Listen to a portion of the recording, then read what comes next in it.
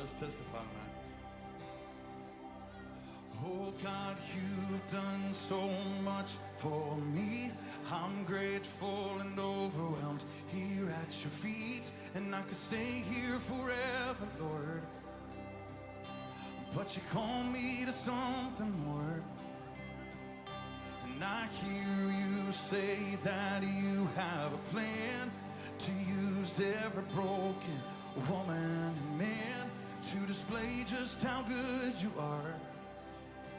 We are your living pieces of art. What good does it do to hide away when all of my scars are a picture of grace? All right. So I will testify of the power of God. I will tell the word of the hope I have found. You, Lord. For my body was broken, my heart was made whole, and that's too good to keep to myself. So I will testify of the power of God. Oh, do you believe it? Has he done it for anyone else? I said, has he done it for anyone else? Because the God that I serve, he's always at work. Has he done it for anyone else? So come on and testify of the power of God. Come on and tell the world of the hope we have found. For our body was broken, our hearts were made whole, and that's too good to keep to yourself. Come on and testify of the power of God. This is my story, this is my song, praising my Savior all the day long. I'm gonna testify. Somebody testify your voice. This is my.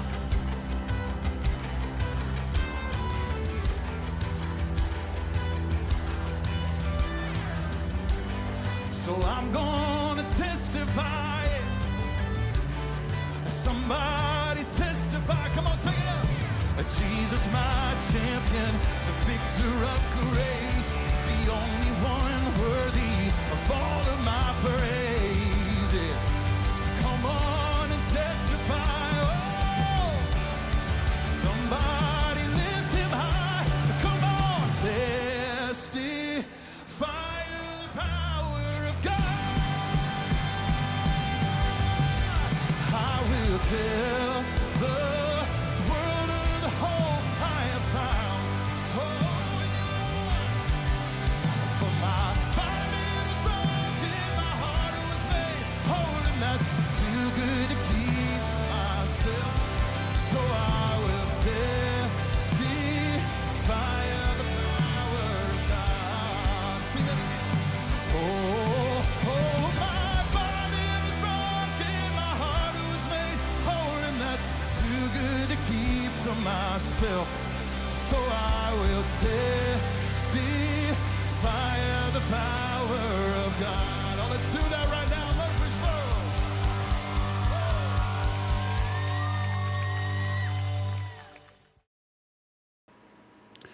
And good afternoon, everybody. So as you Miss Moneypenny is here saying hi, how you doing? Robert is here saying shalom tonight, Salty Tracker. Shalom, shalom, my friend. I hope you are well. So we're going to be doing Leviticus 11 today.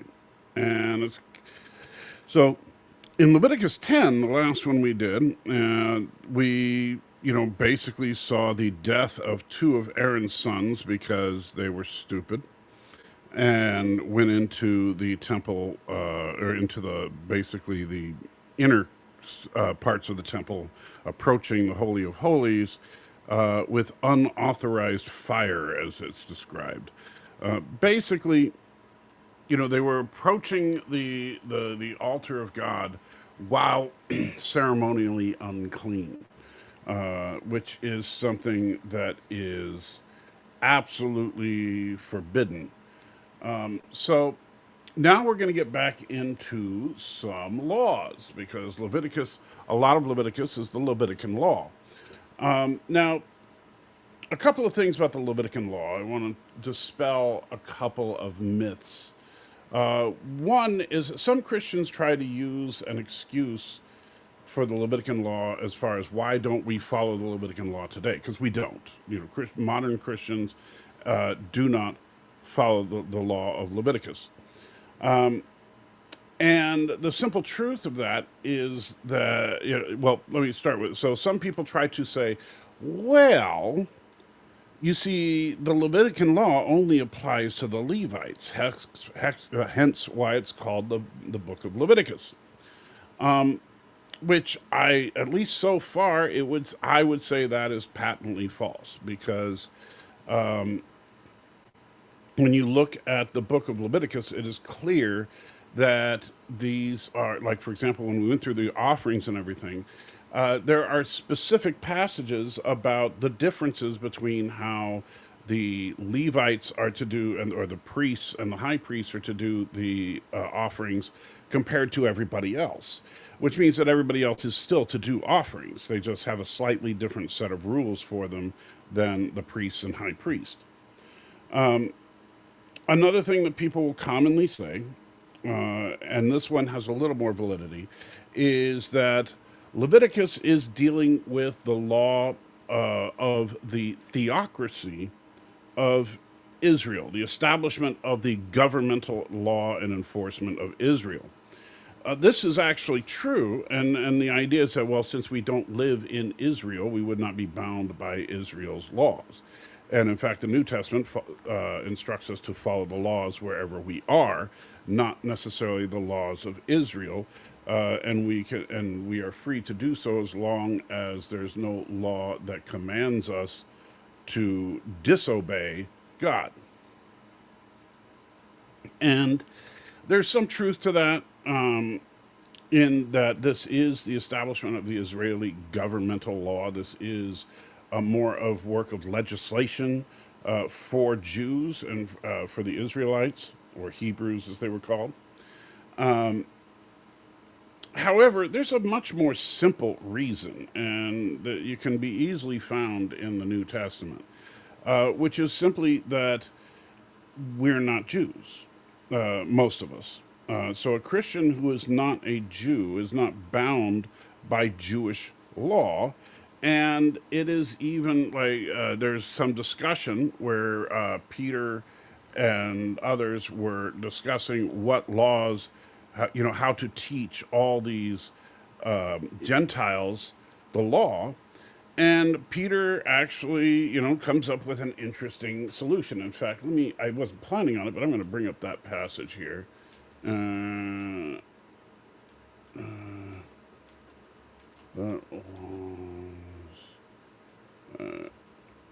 Let me see if I can find it real quick.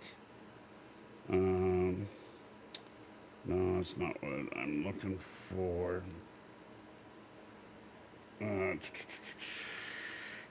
Let's see.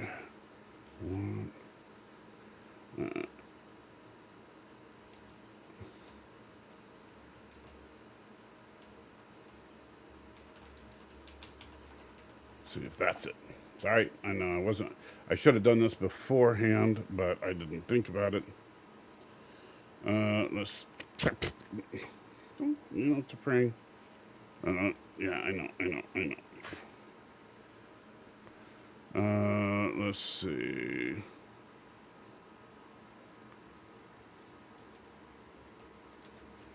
Uh, see,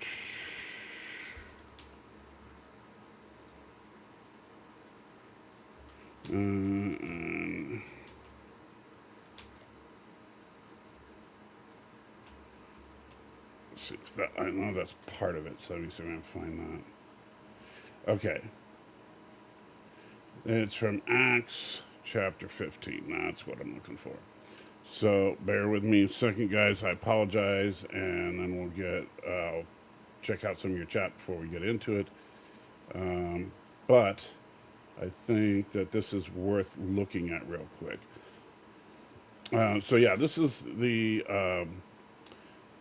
Council of Jerusalem, and well, kind of as a bird's eye view thing. Let me switch screens so we can talk about it real quick. This is not a full study on Acts chapter 15. We'll do that in the future. But for right now, we are just kind of skimming it a little bit. All right, so, oops, wrong button. I hate when I do that. Close it that way. All right, so some people, the beginning of the chapter, some people came down from Judea to Antioch and were teaching the believers, unless you are circumcised according to the custom taught by Moses, you cannot be saved.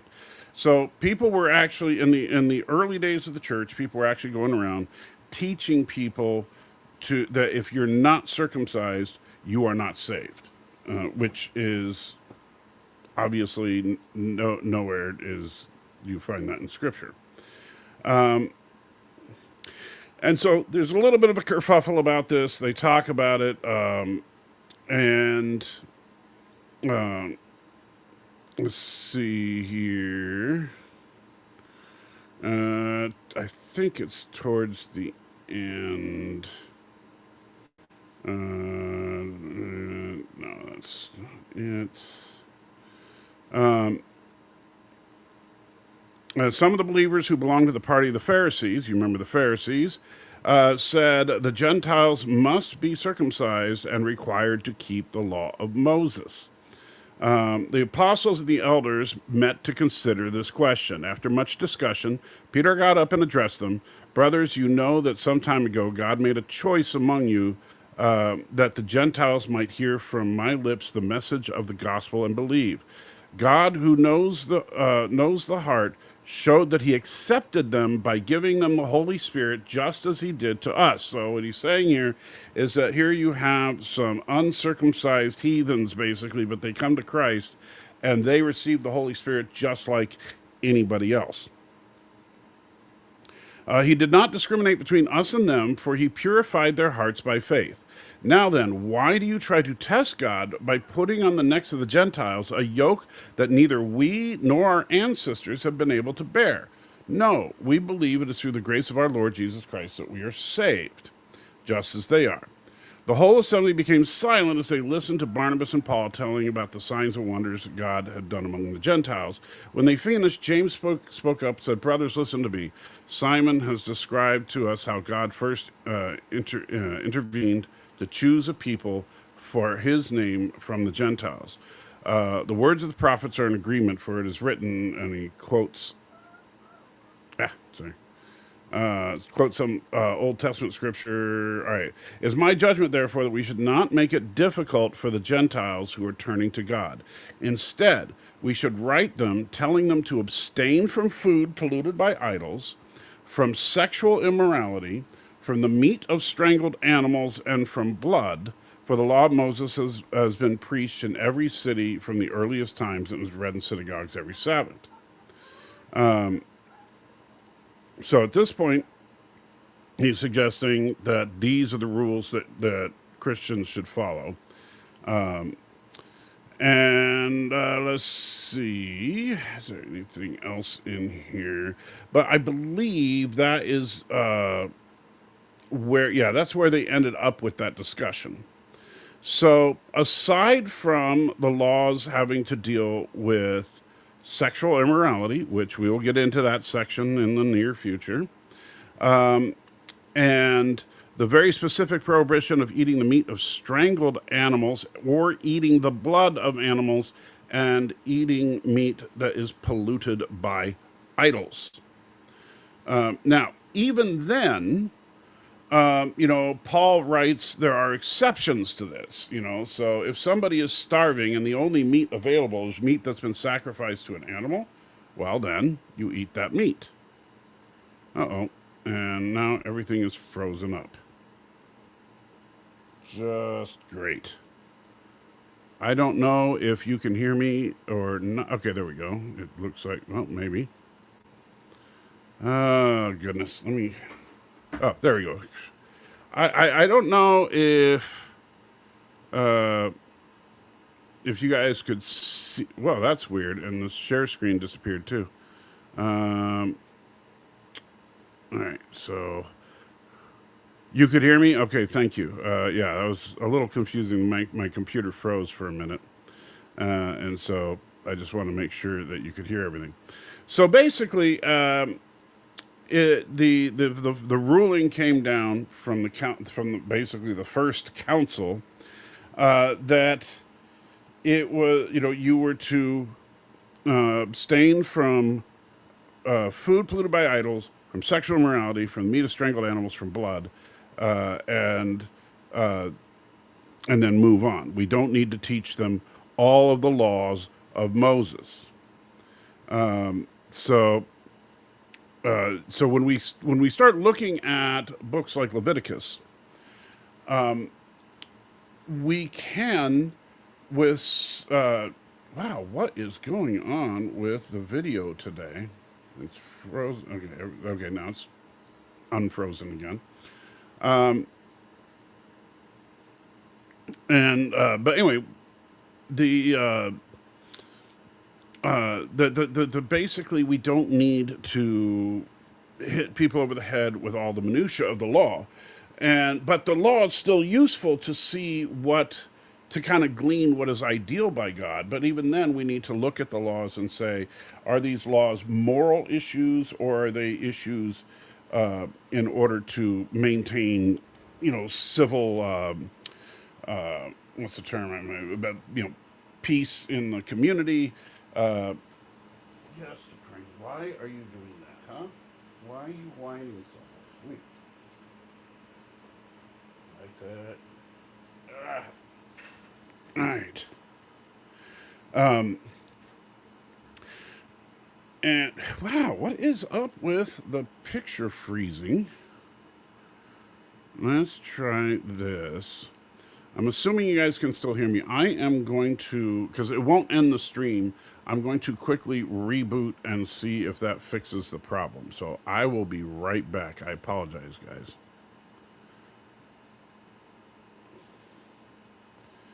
Come on. Everything's running so slow.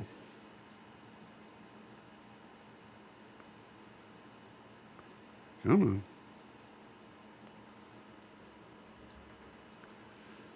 Wow.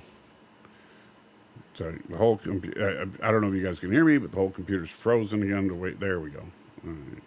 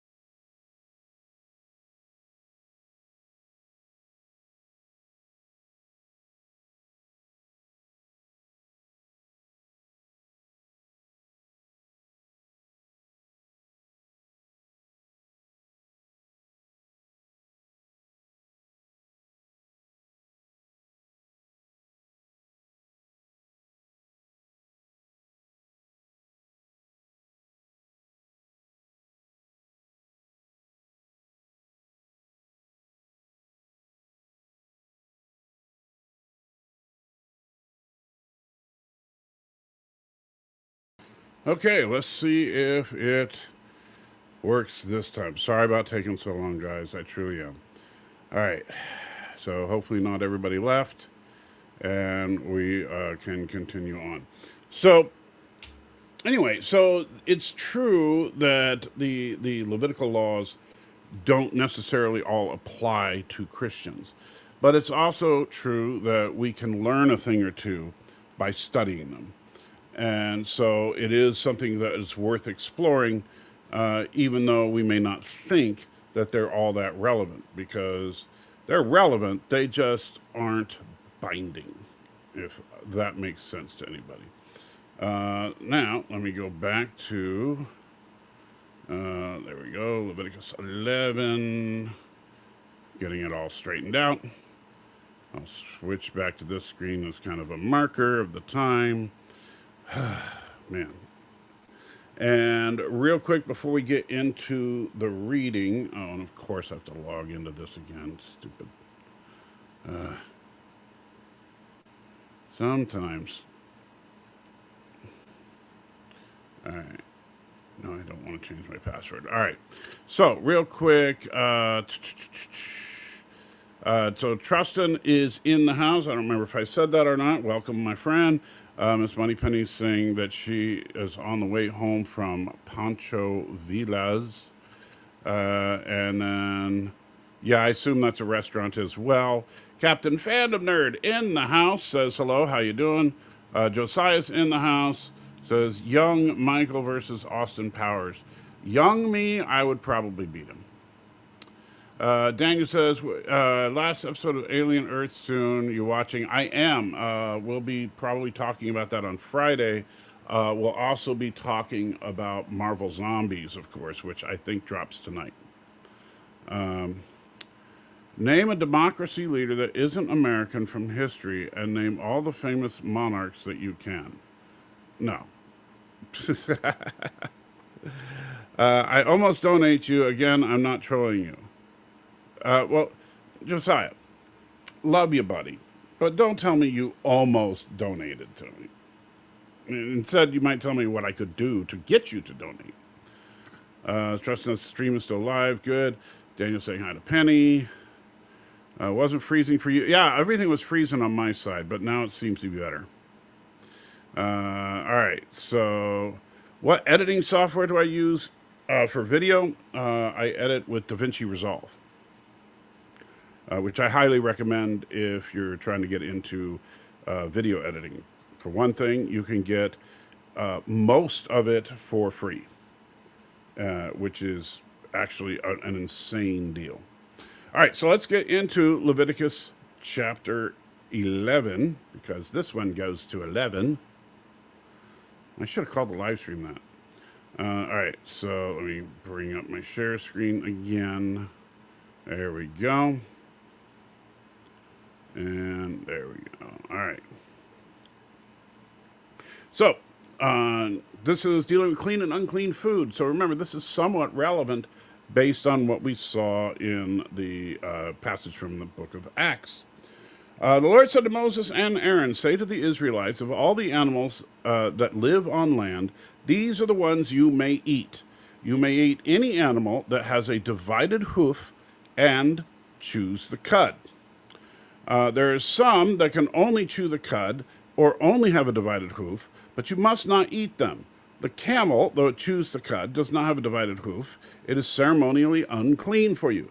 The hyrax, and let me pause there for a second. I'm really mad because I had a picture of a hyrax all set for you guys to see, but now I got to search for it again. So this is a hyrax. They're kind of look like an oversized hamster with fangs.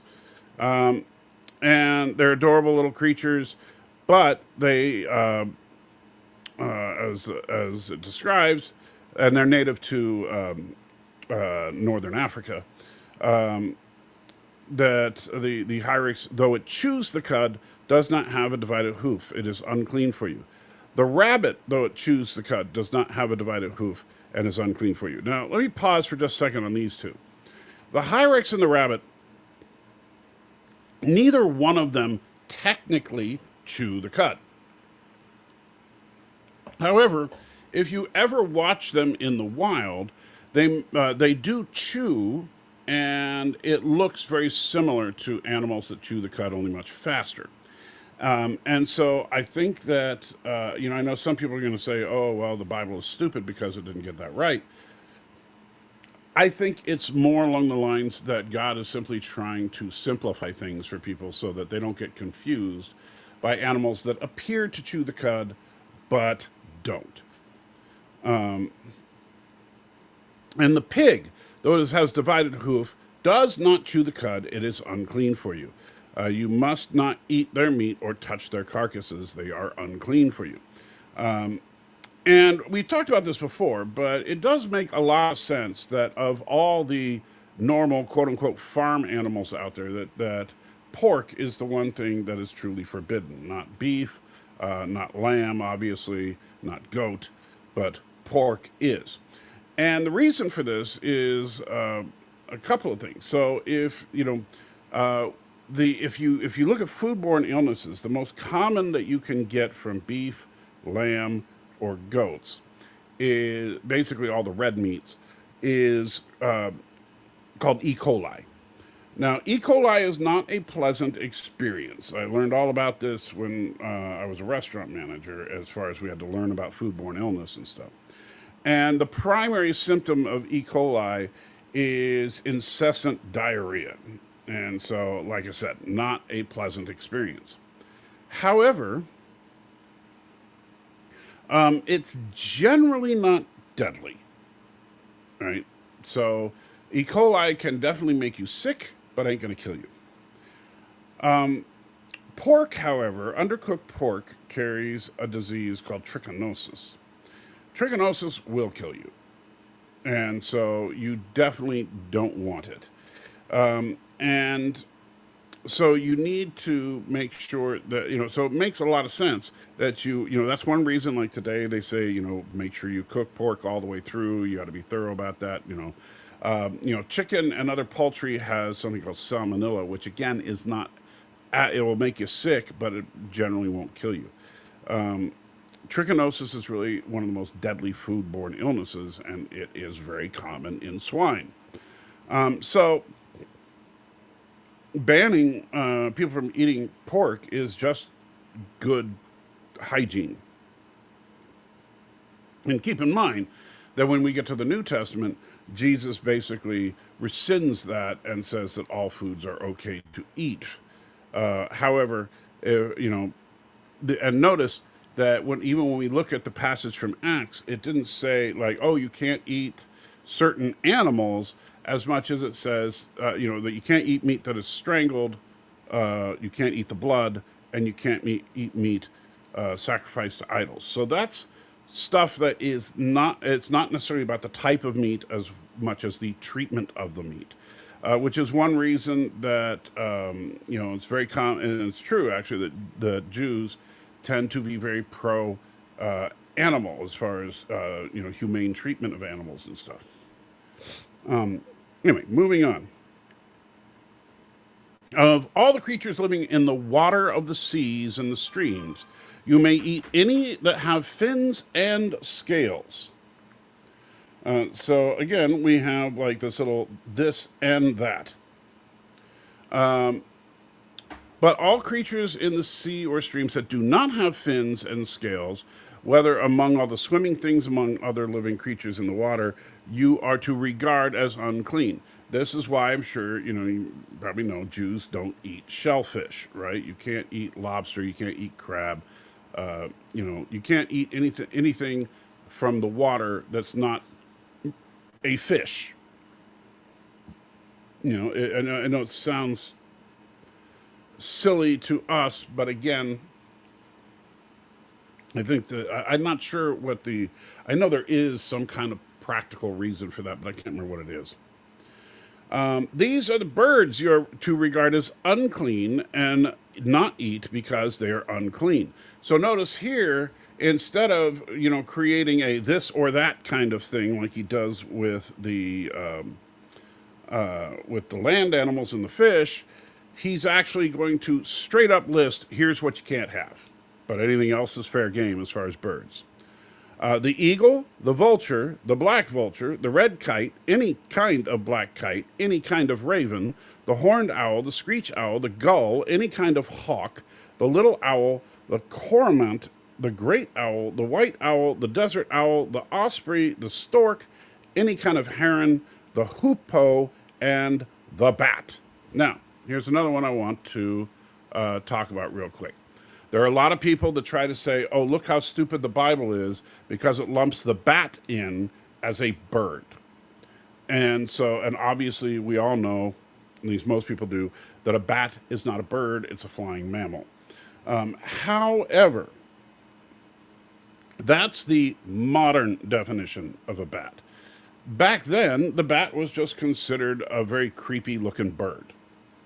So this was not written with our modern sense of speciesation and everything and basic animal classification. It was written in the way that the people back then could understand. And keep in mind, these laws don't even really apply to us in the modern age, so it makes sense they would be written in a way that people back then could understand, but might confuse us a little bit. All flying insects that walk on all fours are to be regarded as unclean by you. Okay, here's another one. And it says this over and over. Insects that walk on all fours. Well, we all know that insects have 6 legs. So otherwise they're not really an insect. Although, granted, their definition of insect is different than the modern definition of insect, because I believe it includes spiders in here. But but that's not even the point here, because all insects or all small little creatures, for the most part, have more than 4 legs. However, it's one of those figures of speech kind of things that you have to understand from ancient Hebrew culture, as opposed to the way we say things in modern day. This would be the equivalent of, when it says insects that walk on all fours, means that they walk with their belly to the ground, right? So you would say any creature that walks on more than 2 legs is walking on all fours, even if it has 6, 8, 15 legs, because it's the prone position but elevated on its legs that it's talking about, as opposed to the actual number of legs. All right, so there are, however, some flying insects that walk on all fours that you may eat, those that have jointed legs for hopping on the ground. Of these, you may eat any kind of locust, katydid, cricket, or grasshopper. So basically, and by the way, crickets, I've eaten them on multiple occasions. They're not half bad if they're seasoned well.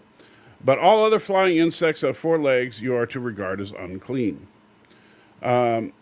You will make yourselves unclean by these. Whoever touches their carcasses will be unclean until evening. Whoever picks up one of their carcasses must wash their clothes, and they will be unclean until evening. Again, this is like one of those things that it sounds kind of off, but it makes a lot of sense when you start thinking about it. If you are ceremonially unclean, then you can't be in the encampment. And realize that at this point in time, the Jews are a population of some 2 million people living in tents in very close quarters. So if you touch a carcass and you get some kind of disease from the carcass because it's been sitting out and, oopsie.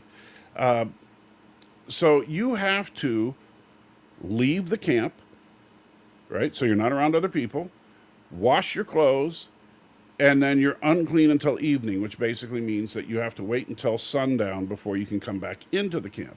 This means that you should know by that point whether or not you've contracted something. And so, at least hopefully. Of the animals that move along the ground, these are unclean for you. The weasel, the rat, any kind of great lizard, the gecko, the monitor lizard, the wall lizard, the skink, and the chameleon.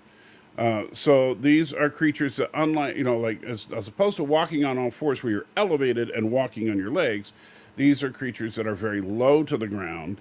and the feet are just a means of transportation. And so, but they're not like legs that lift the creature off the ground as they walk. Whoever touches them when they are dead will be unclean till evening. When one of them dies and falls on something, that article, whatever its use, will be unclean, whether it's been made of wool, cloth, or sackcloth. Put it in water, and it will be unclean until evening, and then it will be clean. If one of them falls into a clay pot, everything in it will be unclean, and you must break the pot. And again, I know we talked about this before, but that makes a lot of sense because clay is a very porous structure. If you have a chameleon that dies and then falls into your clay pot, and that chameleon had some kind of dangerous disease, that disease can very easily be absorbed by the porous nature of the pot. And so you might wash out the pot and then pour something else in it, but now that's going to be contaminated. So you break the pot. Any food you are allowed to eat that has come into contact with water from any such pot is unclean. So if you're cooking your cricket stew and a chameleon falls off the tree into the stew, that stew is no longer edible.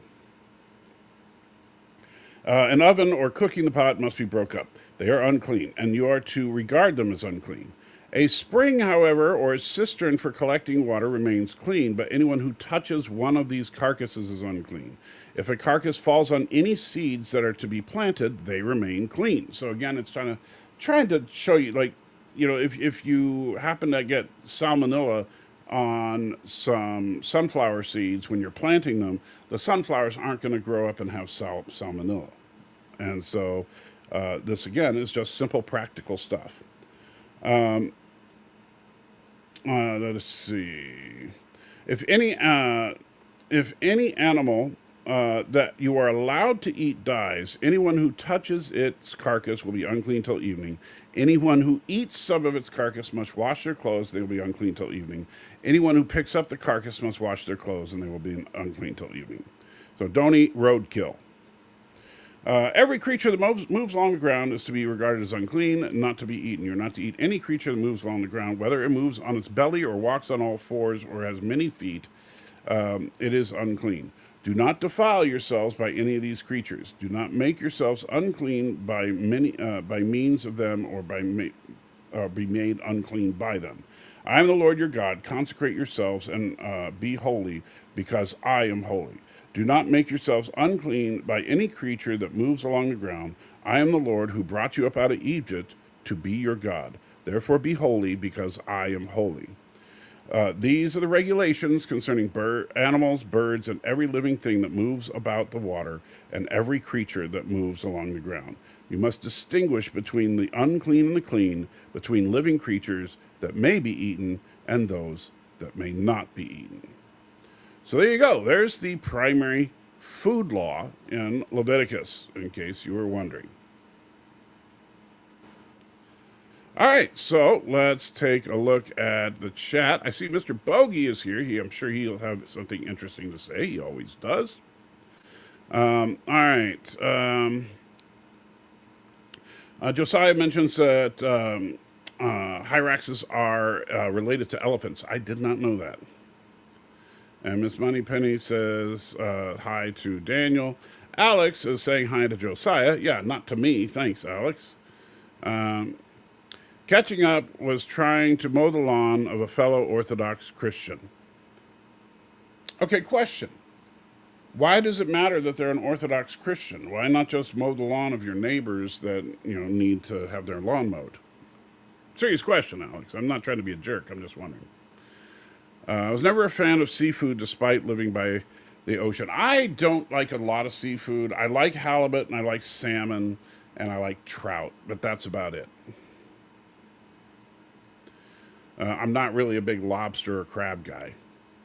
Any luck getting your priest? Oh, talking to Josiah. My Orthodox priest did give me wisdom, telling me we all have sickness in us, a.k.a. we all need God. That is true. And Stanley says, stupid notifications.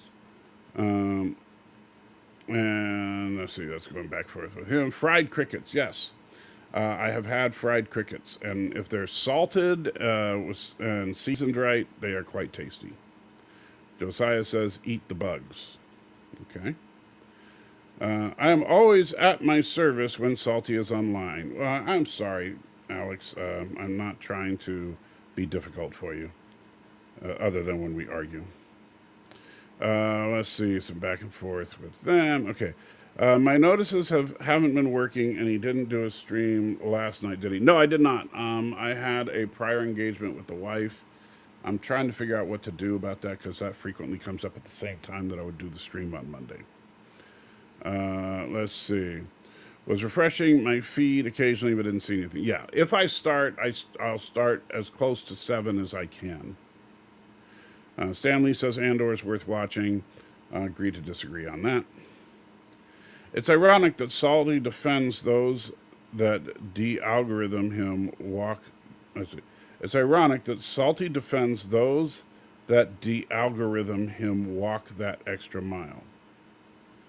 I'm not sure I quite follow you. I defend people that de-algorithm me.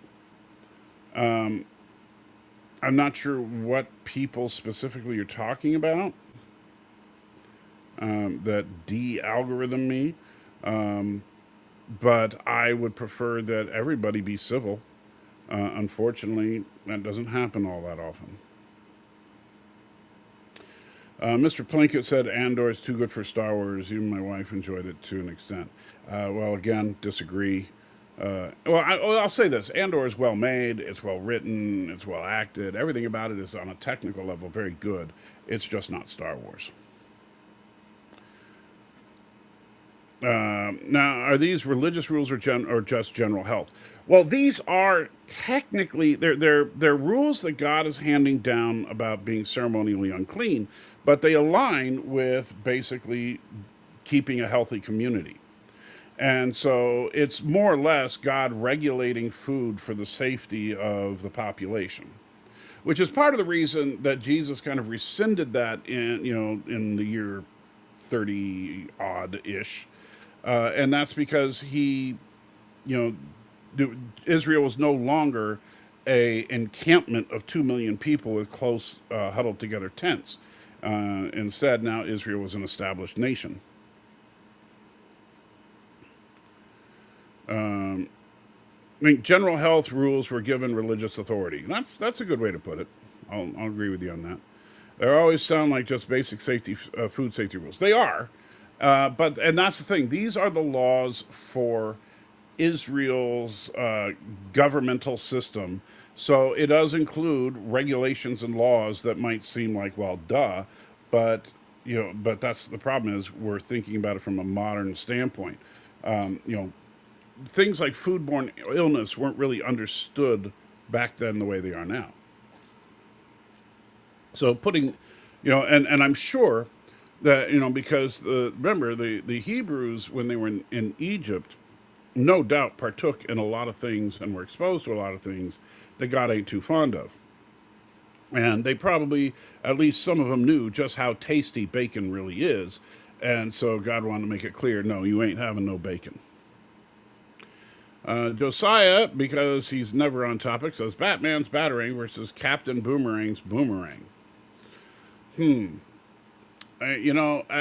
might seem like a tough one, but it's really not. Because while Batman's Batarangs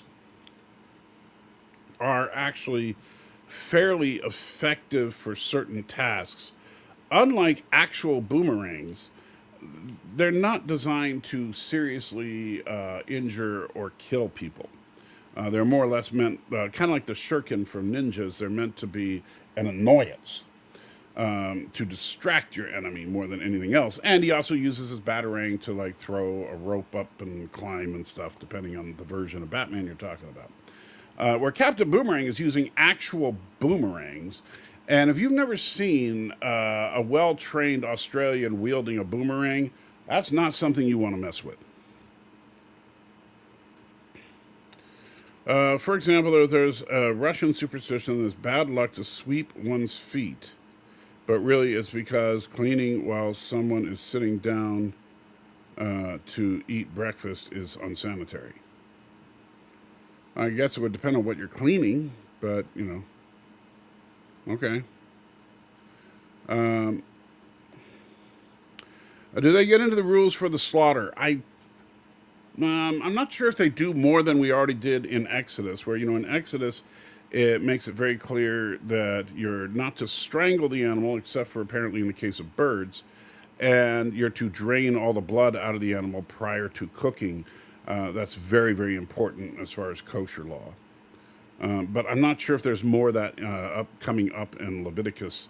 Let me take a quick look here.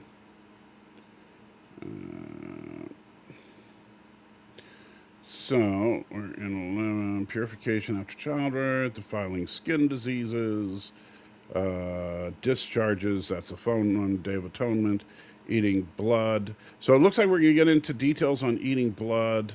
There's everybody's favorite. It's going to be when we get to chapter 18, unlawful sexual relations.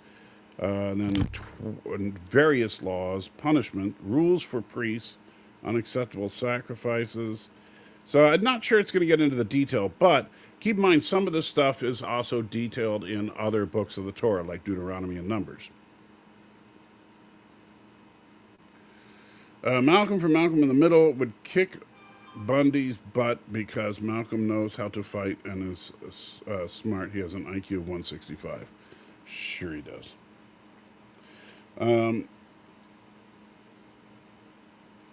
Let's see.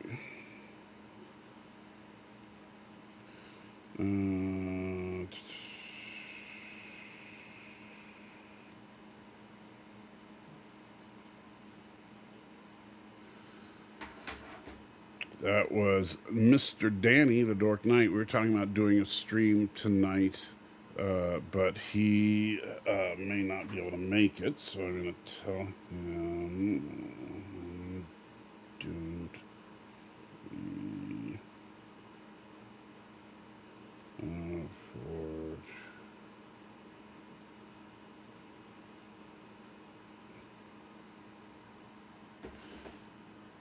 all right. Anyway, but I've never watched Malcolm in the Middle, so I don't really know much about it, and I very rarely watch Married with Children because I thought it was a dumb show. Hi, all except for Salty. Gotta love it. I think that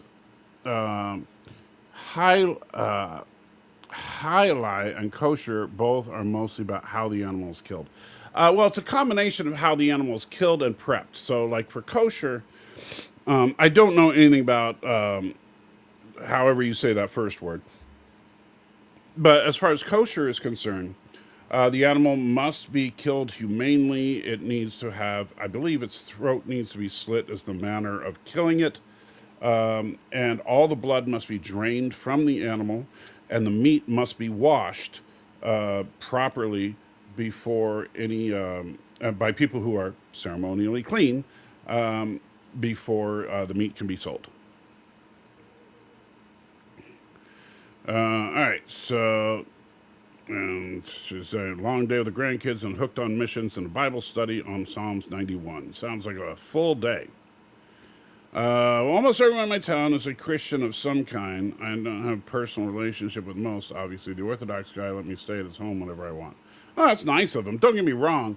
I'm just saying, like, I wouldn't, if I mowed my neighbor's lawn and he happened to be a fellow non-sectarian Christian, I wouldn't say, hey, I mowed the lawn of a non-sectarian Christian today. I'd just say, hey, I mowed my neighbor's lawn.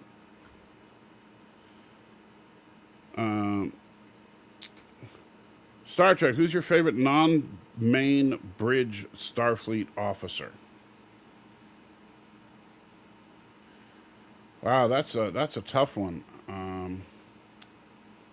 Non-main bridge Starfleet officer. I'd probably go with someone like O'Brien.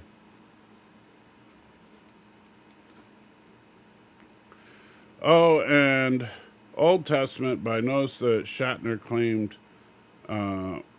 chimed in about star dates. Oh, I did not know that. And then he puts the X status making me have to look at my stream on YouTube so I can click the link, because now I got to see what Mr. Shatner had to say.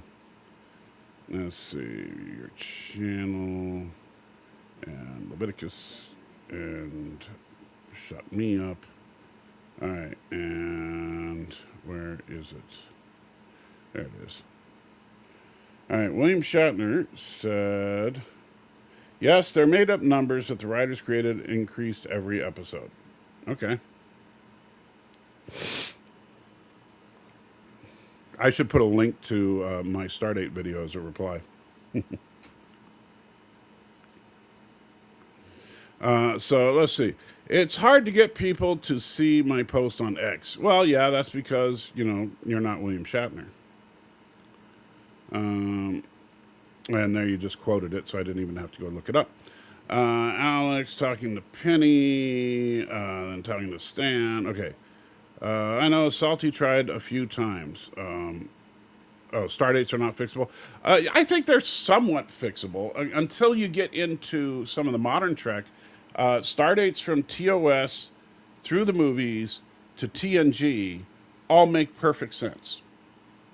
But then you get to Strange New Worlds, and it doesn't make sense unless you have to do kind of an ad hoc explanation, which mine was that based on what we see from TOS, Stardate 0 would have actually been in between Strange New Worlds and the original series. And so basically anything prior to Stardate 0 was each individual ship had their own Stardate system. I try to enjoy Trek without brain turned on. Well, you have to for TNG.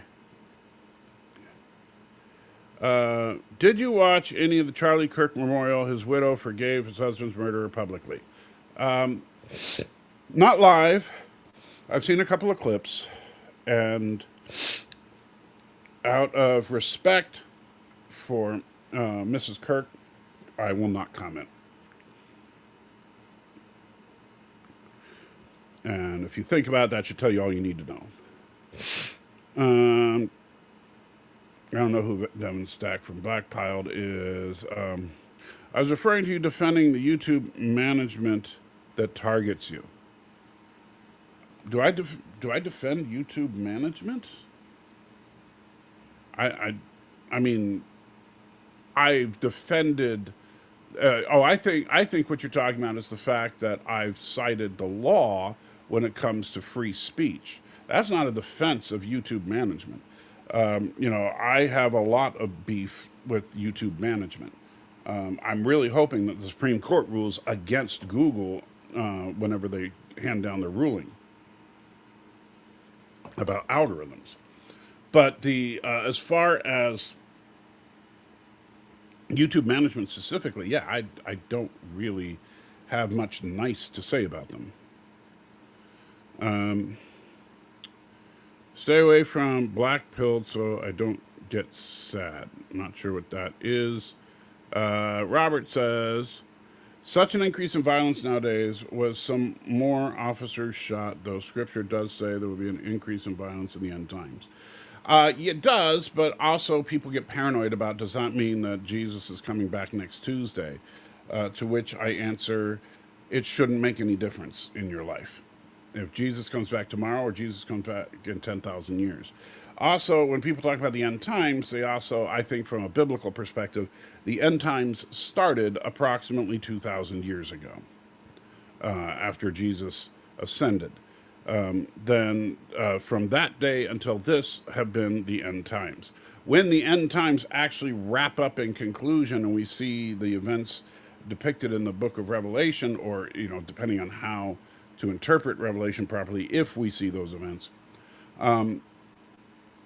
is anybody's guess, but, Jesus himself said that nobody would know, despite some groups saying that the rapture, if you believe in such a thing, was going to happen today. Well, they don't have a lot of time left. Of course, they didn't specify what time zone. God of March, Chapter 18, need material to reconcile Gene Roddenberry with Bible. I'm not sure why you would need to reconcile Gene Roddenberry and the Bible. Gene Roddenberry is not a religion or a religious leader. Today I watched a show from 1988 called Supercarrier. It took place on an aircraft carrier, and it starred the guy that played Kirk's boss in Star Trek 3. Never seen it. By violence, I mean wicked, unholy violence. I get what you're saying, but I don't like, and you know, that is one thing. Like, I think Christians have this misplaced idea that somehow they're going to make the world better. But the simple fact is, the world is going to continue to get worse until it ends. You know, so that's just basic facts. Let me see here.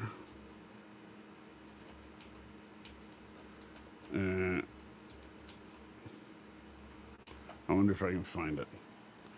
How to read Stardate, do Stardate's work.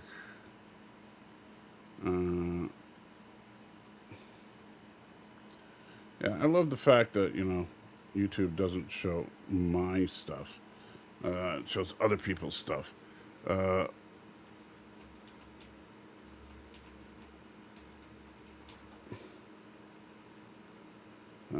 Started explained. Wow, this is funny. So there's like all these. I put in the literal name of my video, and the algorithm is showing me, you know, Jimmy Kimmel and you know, Charlie Kirk stuff. So I gotta love that.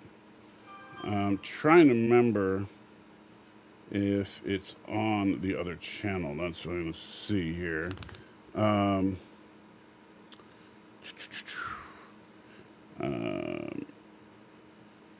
I'm losing my brain here. All right, so we go to close and search. Ah, there we go. Can star dates be fixed? Okay, so I'm going to copy that and then apply, paste that.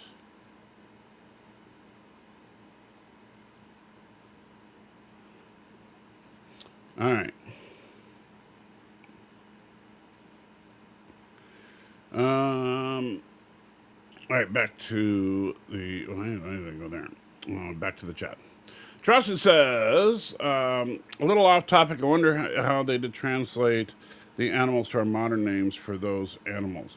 Well, I mean, the words in Hebrew were specific nouns, so you know, it's known what the Hebrew word for bat was. You know, and so it was fairly easy there. How, Al, I think just the Muslim food. How, Al, I think it's, oh, that's Muslim food. Yeah. Muslim food is very similar to kosher law.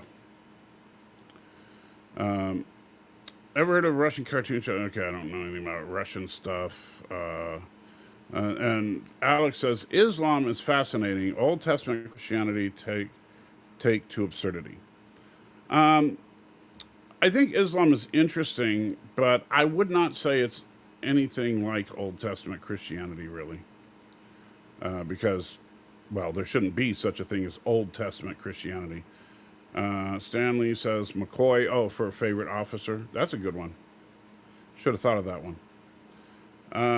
Let's see. I watched a parody. Okay, no, don't know anything about that. Speaking of TOS, I love how much you want to see a live action.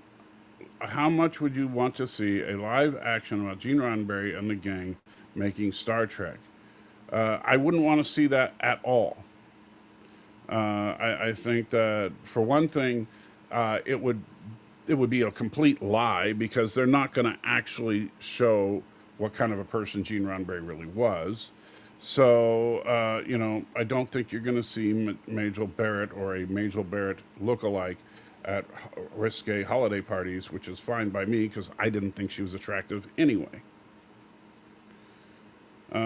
Yeah, these Bible studies actually made me consider reading some of the Quran. The Quran is a difficult read. I'm not going to lie. It's a lot harder to read than the Bible. But I would say if you have a English copy, but I will warn you, if you talk to a Muslim, they'll say the reason it doesn't make sense to you is because you're not reading it in Arabic. See if the crazy quotes I've seen are legitimate or taken out of. Oh yeah, some of the quotes are accurate, but definitely not in proper context. I think the person to talk to about that would be an actual Muslim, not a pastor with an axe to grind. All right, I don't. You keep talking about cartoons from Russia. Has Salty read much of the other holy books, Quran or Torah? I guess the Torah is just the Bible, Old Testament. No, the Torah is actually specifically just the first 5 books.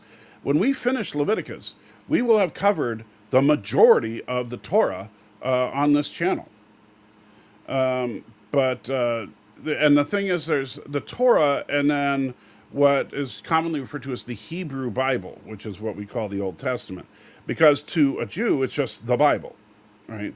So the Hebrew Bible is, like I said, what in modern day we just call the Old Testament, and while they do have some interesting variants of interpretation from Christians, mostly that's to try to steer away from the idea that Christ is the actual Messiah, which I get why you would not want to admit that the prophecies of the Old Testament point to Christ by trying to nuance it away, but I think it's a little dishonest.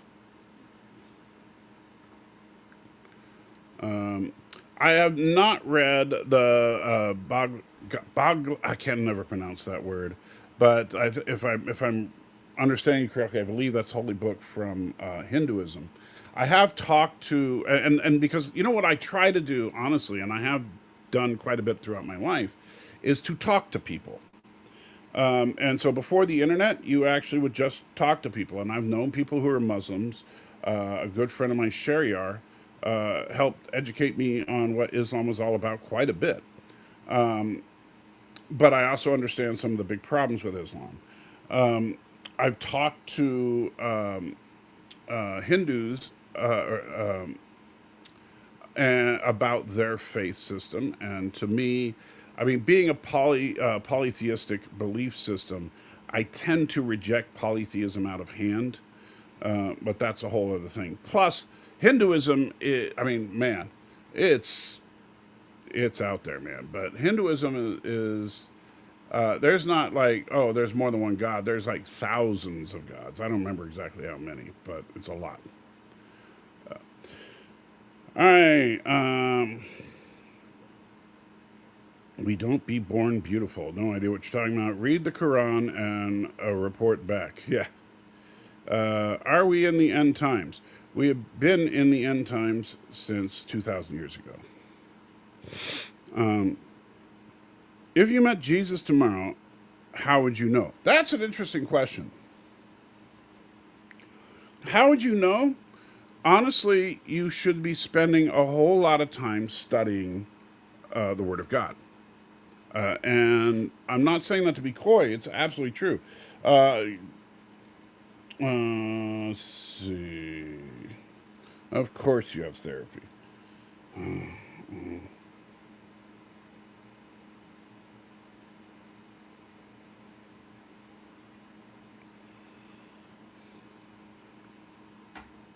The where was I? So as far as meeting Jesus, so Corey, my pastor at the Experience Community Church, he likes to tell a story about a friend of his that worked for the Secret Service, and the Secret Service. A lot of people know that they protect the President of the United States, but what a lot of people don't realize is that they are also the primary government law enforcement agency when it comes to dealing with counterfeiters. So if you have a case of counterfeiters, it's the Secret Service that comes after them, that investigates them and makes the arrest. But the when and so that's their primary focus is counterfeit currency. The most counterfeited currency on planet Earth is the United States $100 bill. So Corey went into his office, and sitting on the corner of his office was a stack of $100 bills. And he told Corey to take a look at them. And Corey looked at the stack, looked at the bills, played around with them and stuff. And so, and he said, those are all counterfeit. And Corey's looking at these and he's like, how can you even tell? And his answer was, I think, at the core of biblical principle, is that if you spend enough time with the real thing, spotting a counterfeit becomes second nature. So you would know Jesus by his fruit, but you wouldn't know his fruit unless you really knew Jesus. And the only way to really know Jesus is to intensely study the New Testament. The Old Testament is handy as well as far as looking at where he came from and the background and some of the, because the New Testament alludes to Old Testament law and stuff.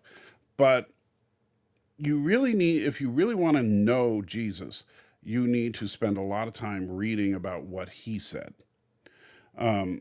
Because then you would know immediately if somebody was saying something that was counter to that.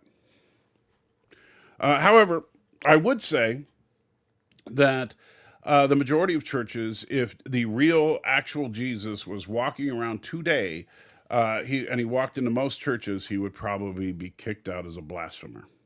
And by the way, guys, I'm going to have to wrap it up real soon, just so you know. So I may not get to everybody's chats if you keep chatting. Alex agrees, not sure with what. I believe we are. Okay, Robert says we're in the end times. You should check out, that's that cartoon again. What would it take to convince you? A miracle. Oh, as far as that it's Jesus? I don't know. I mean, that's a tough one, because if somebody actually walked up to me and claimed to be Jesus, my first gut reaction would be like, okay, this guy is probably having some mental breakdown or something, assuming he seems sincere. So I don't know. I genuinely, I'm just being honest, I don't know. A miracle would probably convince me if it was a miracle that I could absolutely verify. Like, for example, if he healed my various health issues, then that would be something that I think would be difficult to deny. But, if he just said, I can turn water into wine, you might argue, well, that's a neat trick. But, so can a million magicians. I wouldn't know, is he a bit modest? I don't think Jesus was modest. Because if you look, Jesus was a very bold character. He was not afraid to spout his actual opinion on things, especially when those opinions were countercultural. Miss Ebony is in the house, says, yo. Super Carrier only have 13 episodes, 11 of them are on YouTube. Okay.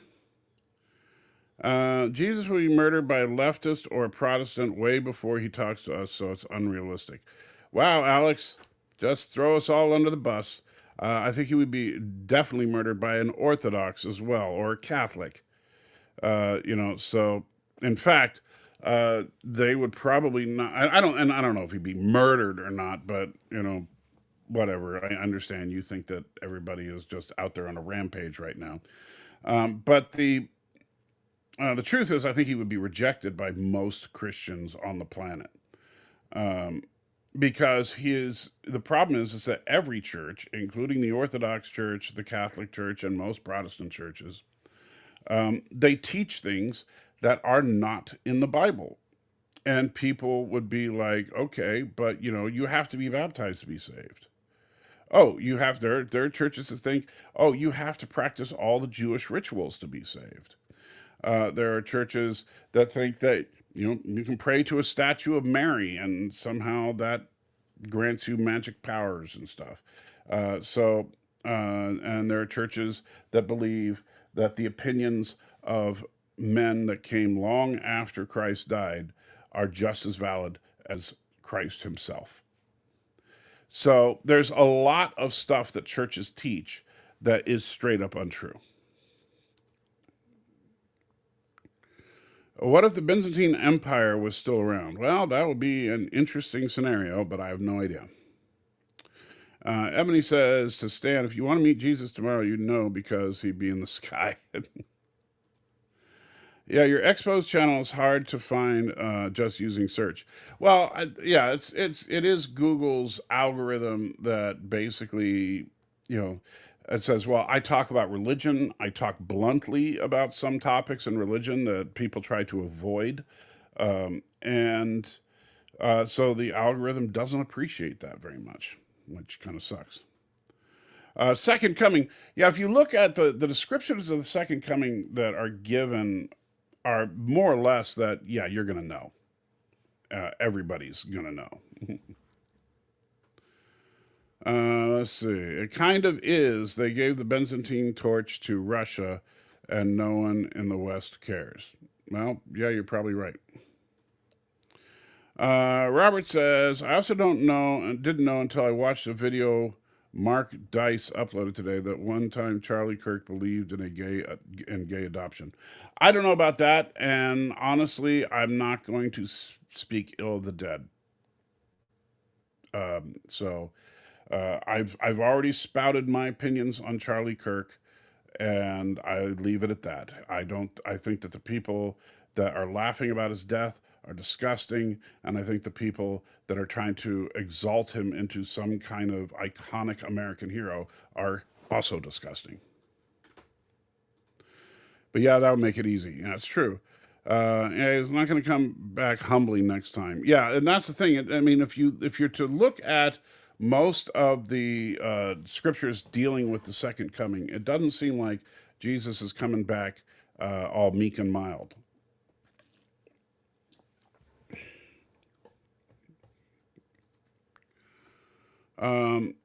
Wesley Curry II versus Gur 7 even. I don't know who either of those people are. By none main bridge officer, I mean either guest or background officer. So O'Brien would not count because he was a main character. So well, then you need to say not a main character, because that would disqualify McCoy as well. So if you're talking about like reoccurring guest stars, I don't know. I'd think of someone like Barkley.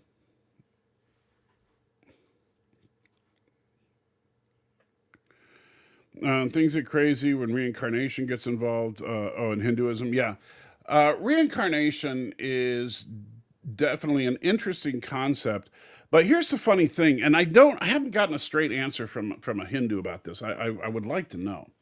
So Hinduism is in large part based on the concept of karma, which is why I try to avoid flippantly saying, "Oh, bad karma" kind of thing, because you're invoking a religious belief. It's a very serious belief, as opposed to just saying, "Ha, what goes around comes around," right? And in fact, I watched an interesting debate with Cliff Kanecki. I can never pronounce his last name correctly, and a Hindu girl, and they were talking in some detail about karma. But so karma is like a central tenet of Hinduism, in that the sum total of your life choices, for good or for ill, will determine what your next life will be. Whether you achieve, enlightenment and become a cow, or you are absolute crap and you become a cockroach, right? And so that's what karma is all about, is what you end up as in your next life. The problem that I see with that, and I don't know, maybe there is an answer, but I haven't heard one from a Hindu directly, is who decides? Because most of the gods and goddesses of the Hindu faith are not omnipotent, are not omniscient, are not omnipresent, and all that. So, who decides what the sum total of your life was, and how do they know? And by what criteria do they assign you to whatever your next life is going to be? But that's not even the biggest problem with any polytheistic belief system is if there's a race of gods out there, if there are hundreds or thousands or millions of gods, depending on who you believe, where did they all come from? Because it doesn't add up. Because most of the time these gods are depicted as being physical, corporeal beings, as opposed to a god with a capital G. I'm okay with paganism because I'm pre-Christian religion from Europe coming back.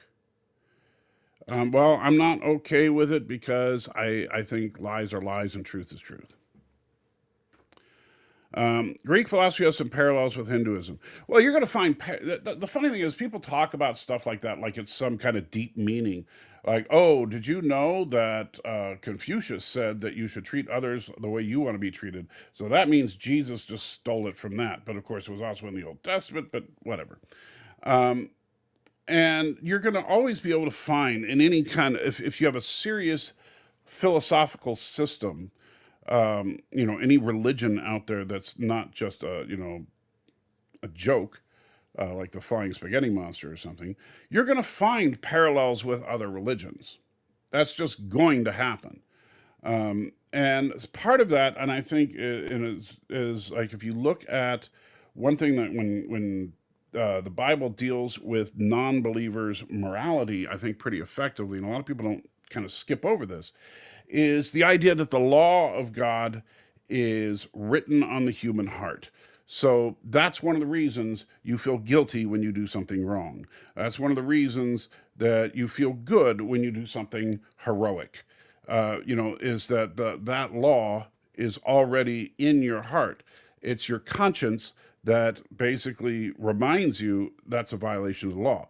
Where when you get into things like blasphemy of the Holy Spirit and stuff, is when you get to such a point where your heart is so hardened that that law no longer affects you. So you no longer feel guilty about your sin. You just do it, and you knock yourself out, enjoy it, right? That's when, the way that the Bible describes it is God gives you over to a reprobate heart. It means that, God is basically saying, okay, I've tried and tried and tried. You don't want anything to do with me. Have a good day. But parallels between two major systems of philosophy honestly don't surprise me at all.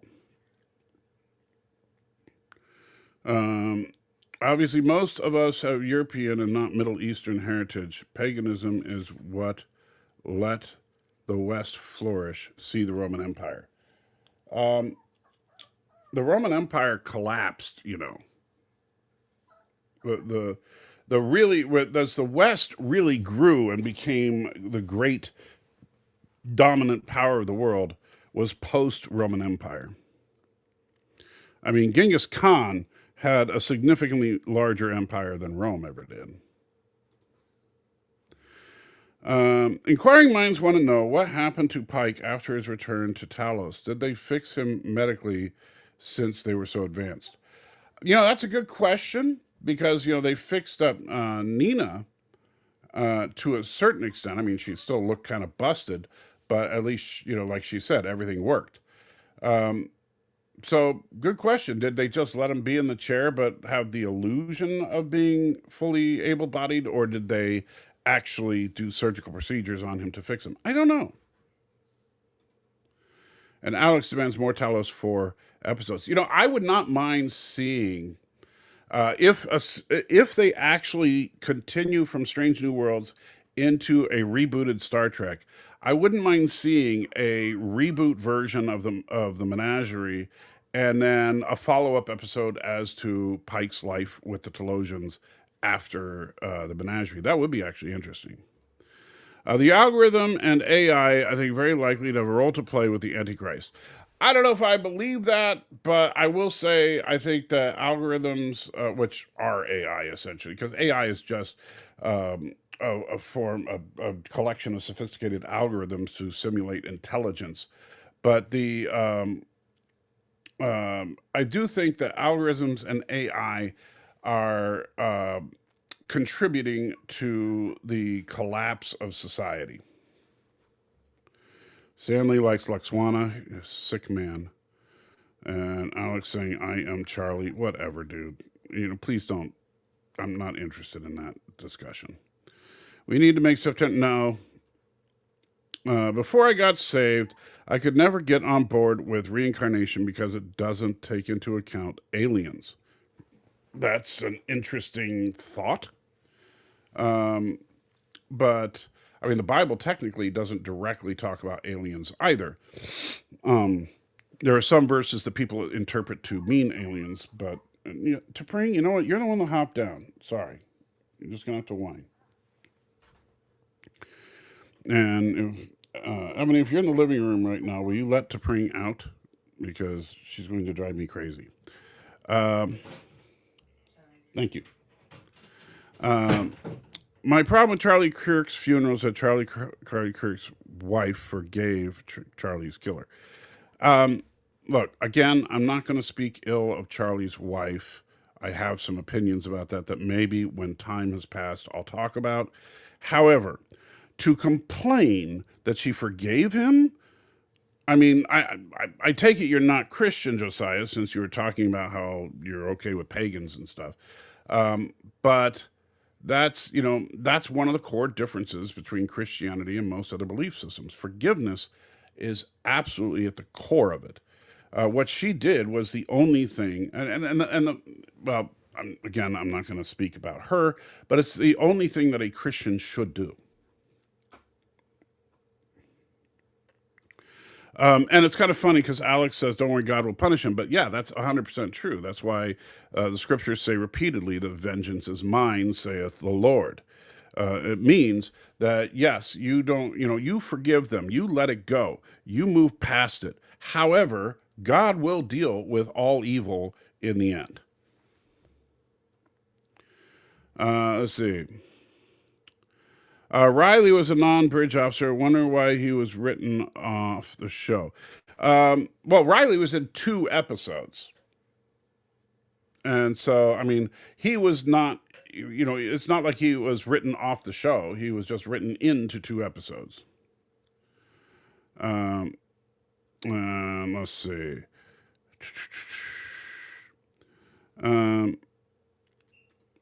So he's punish the other person's killer too. Well, and school shooters and all evil are God's domain. I say yes. But I'm scared to think what God has in store for him if he is the killer. The thing is, I don't know, and this is something that we get really worked up about as far as hell. I don't know what, if any, direct punishment God will give for people's sins. I don't. But I will say this, I'm not going to dwell on it. God says he's got it covered, that, and when he says things like all tears will be wiped clean and all that, he's talking about the fact that justice will be served. And that's enough. I don't need to know details right now. And I would agree with you, Ebony, that God does not rejoice in punishment. He would, and the Bible even says, if we're up to God, everybody would, and I know this sounds weird, but that everybody would be saved. And people would be like, well, wait a minute, God is omnipotent and omniscient and sovereign and blah, blah, blah. So if he wants everybody to be saved, he could just make everybody saved. Yes, he could, but then we also wouldn't have free will. And God gave us dominion over ourselves and over the earth. And look what we've done with the place. The Germanic tribes look up to the Roman Empire and tried to continue the empire. Well, that didn't go so well, did it? Someone with a pumpkin versus someone with a box. I would probably give it to the pumpkin because a pumpkin person could one-shot the box person. However, if the pumpkin guy misses, then the box person easily wins. And if you want to learn about aliens, and Nunsky all the way, whatever. I don't believe in aliens anymore, but I used to before I found God. I don't believe or disbelieve in aliens. I maintain that it's entirely possible that there is intelligent life not on Earth. it's also entirely possible that there is not intelligent life not on Earth. The Bible doesn't address it one way or the other. And as far as like one, I thought interesting speculation would be that if God seeded different planets in the universe to kind of see what are the odds that people don't sin or whatever, and kind of, and who knows what happened on those other planets. Did Jesus go and help people, or did he have some other path of salvation or no path of salvation? Who knows? All right, so that little sound means it's time to wrap it up. Besides that, I'm caught up anyway, and I don't know what Alex is talking about, but that's pretty much standard Alex. So with that, guys, remember, you are the salt of the earth. I am Salty Trekker. And